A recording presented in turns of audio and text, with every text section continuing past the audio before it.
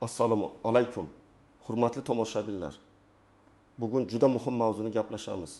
Pensionerlarni tekshirishyapti. Xonadonlar bo'ylab yurishibdi. Yordam, nafaqa yoki moddiy ko'mak to'xtab qolmasligi uchun nima qilish kerak?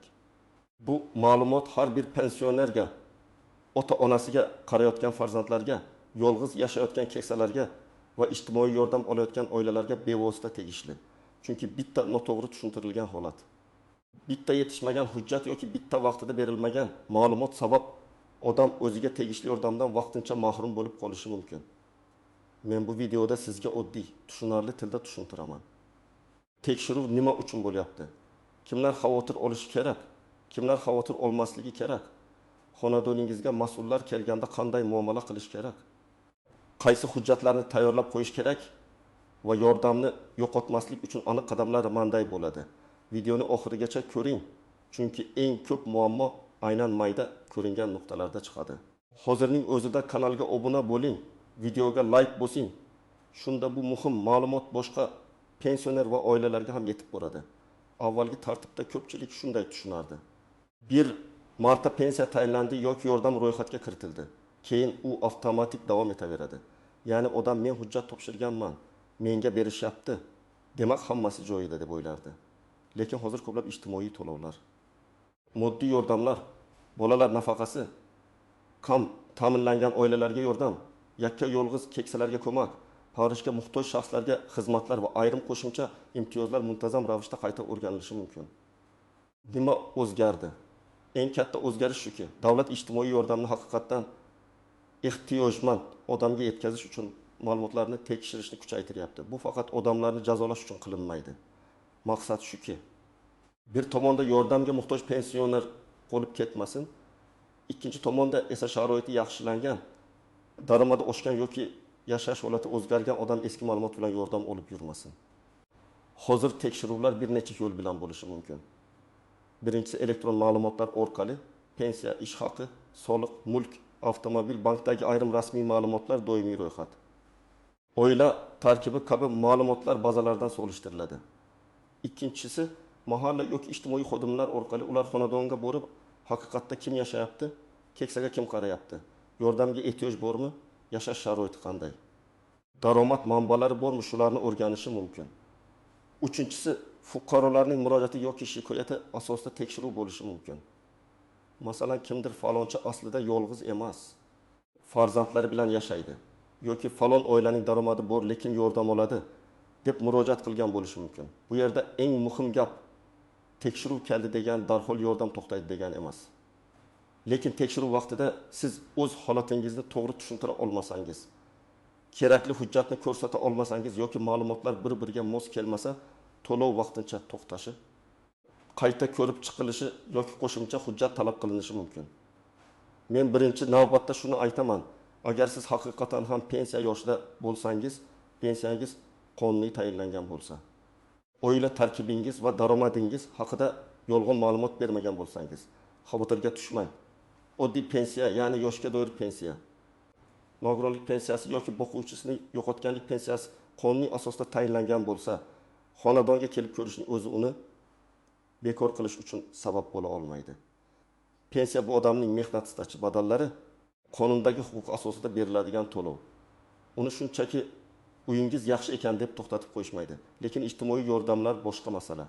Masalan, kam ta'minlangan oilaga beriladigan moddiy yordam, bolalar nafaqasi, yolg'iz keksaga beriladigan alohida yordam, parvarish xizmati, uy-joy sharoiti og'irligi bo'yicha ko'mak, oziq-ovqat yoki boshqa turdagi yordamlar ehtiyoj darajasiga sizga qarab belgilanadi. Demak, ularni tekshirishlari tabiiy. Birinchi misol, 72 yoshli onaxon yolg'iz yashaydi. Pensiyasi 2.200.000 so'm atrofida, farzandlari boshqa viloyatda, muntazam pul yuborishmaydi. Uyda gaz, elektr qarzdorligi bor. Dori darmon xarajati oyiga 400-500.000 so'm ketadi. Bunday holatda tekshiruvchilar kelganda onaxon men yolg'izman, bolalarim bor, lekin alohida yashaydi, yordam bermaydi deb og'zaki aytish bilan cheklanmasligi kerak. U dori retseptlari, kommunal to'lov kvitansiyalari, doimiy ro'yxatda kimlar turgani haqida ma'lumot, farzandlari boshqa joyda yashashini tasdiqlovchi ma'lumotlar bo'lsa, shularni ko'rsatish foydali. Chunki tekshiruv xulosasida real ehtiyoj bor degan holat aniq ko'rinishi kerak. Ikkinchi misol, ota pensioner, ona pensioner ikkalasi ham bir uyda yashaydi. Ularning umumiy pensiyasi 280 ming so'm. Lekin shu uyda ishlaydigan o'g'li ham doimiy ro'yxatda turadi. Uning ish haqi 5 million so'm. Amalda o'g'il boshqa shaharda ijarada yashaydi. Ota-onasiga faqat ba'zida yordam beradi. Tizimda esa oila tarkibida ishlaydigan o'g'il ko'rinib qolishi mumkin. Shunda yordamni hisoblashda o'g'ilning daromadi ham inobatga olinib, bu oila kam ta'minlangan emas degan xulosa chiqishi mumkin. Bunday vaziyatda nima qilish kerak? Amaldagi yashash holatini hujjat bilan tushuntirish kerak. O'g'ilning boshqa joyda ishlashi, ijarada yashashi, vaqtincha yashash joyi, mehnat shartnomasi yoki boshqa tasdiqlar bo'lsa, ularni ko'rsatish kerak. Aks holda elektron tizim faqat ro'yxatdagi ma'lumotni ko'rib, sizning real vaziyatingizni to'liq bilmasligi mumkin. Uchinchi misol, pensioner ayol nabiralari bilan yashaydi. Qizi chet elda. Bolalar buvisining qaramog'ida. Bu pensiya oladi, lekin nabiralarning xarajati ko'p. Maktab, kiyim, davolanish, ovqat. Agar tekshiruvchilar kelganda qizingiz chet elda ekan, pul yuboradi-ku deb o'ylashlari mumkin. Lekin amalda qizning daromadi barqaror bo'lmasligi, pul yubormasligi yoki faqat qarzlarini yopayotgan bo'lishi mumkin.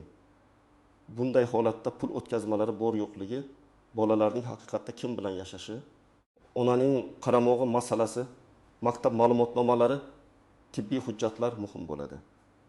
4-misol, pensioner erkakning nomida eski mashina bor. Mashina 1990 yillarda olingan, yurmaydi, hovlida turibdi. Tizimda esa avtomobil bor deb chiqishi mumkin.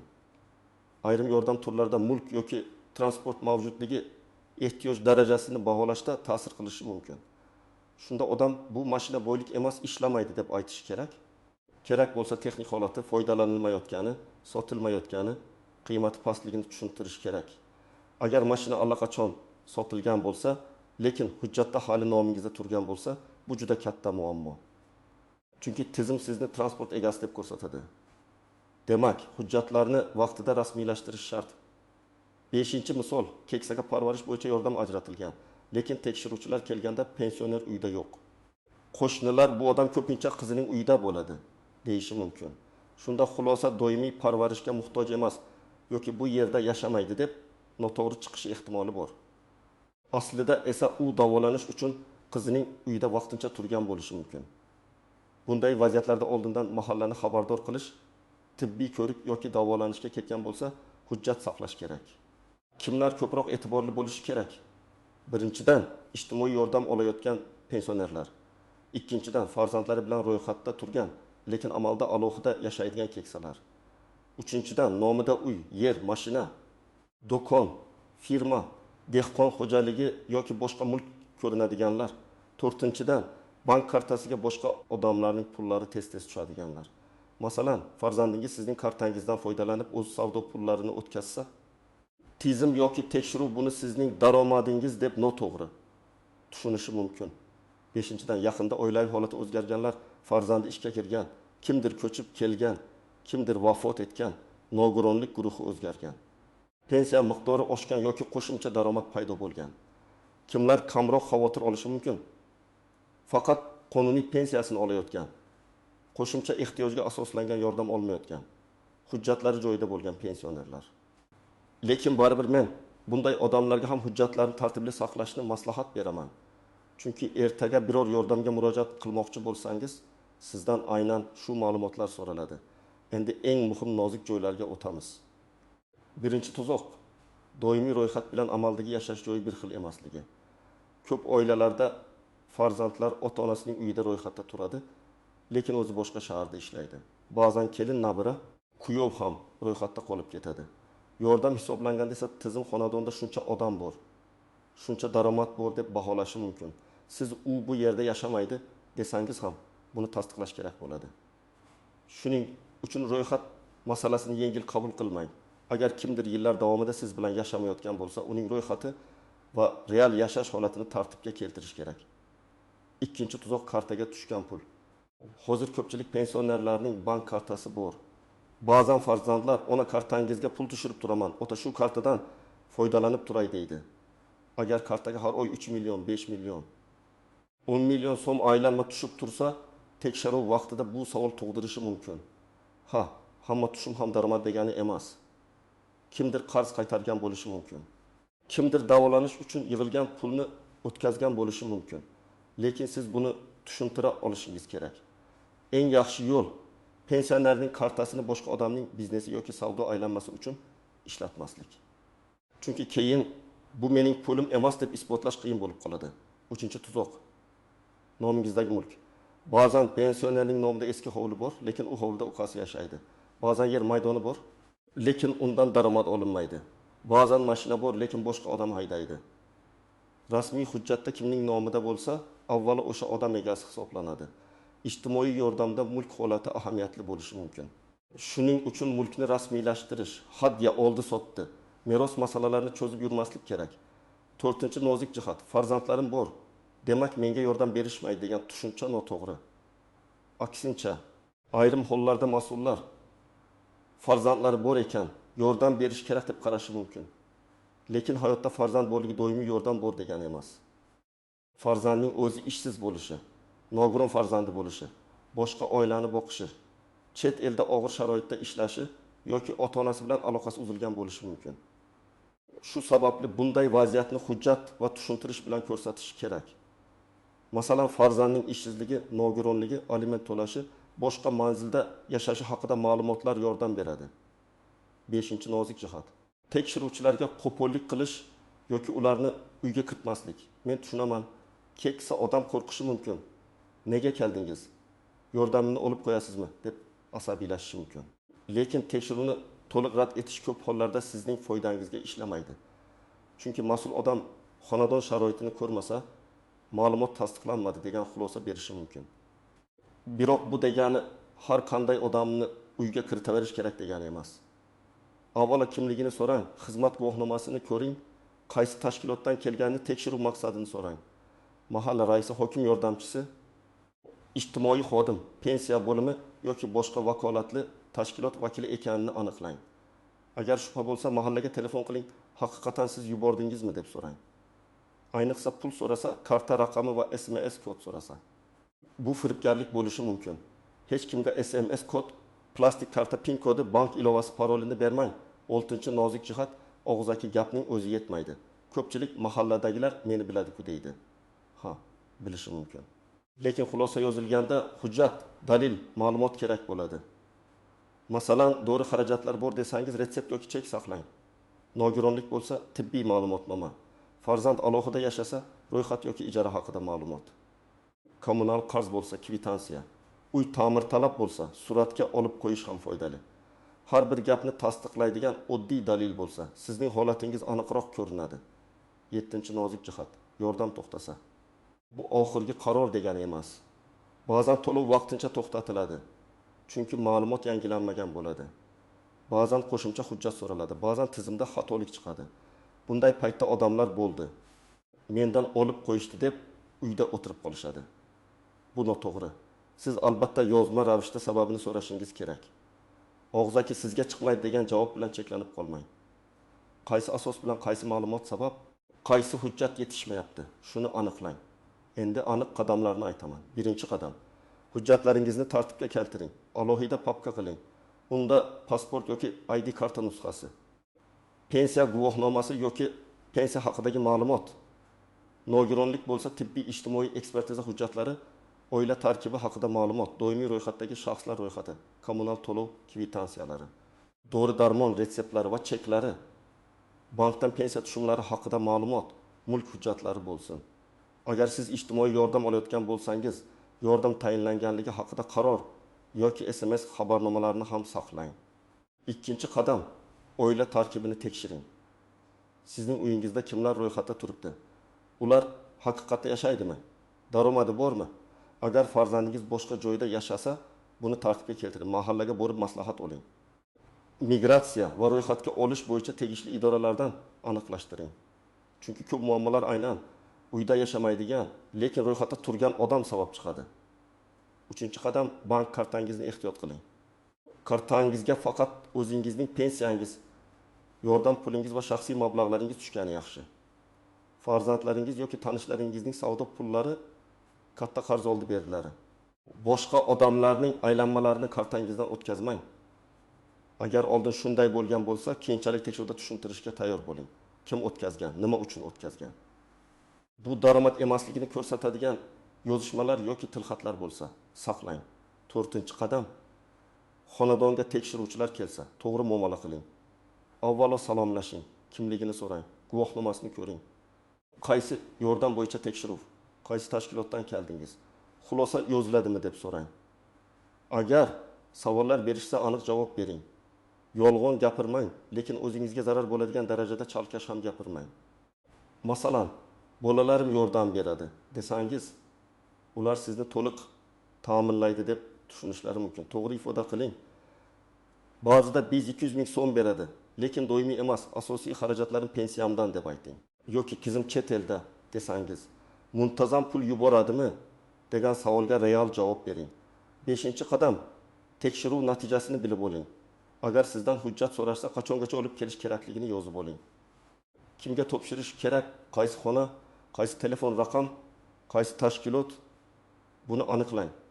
Hujjat topshirganda imkon bo'lsa kirim raqami yoki qabul qilinganini tasdiqlovchi belgi oling. Chunki berganman degan gap keyin isbot talab qilishi mumkin.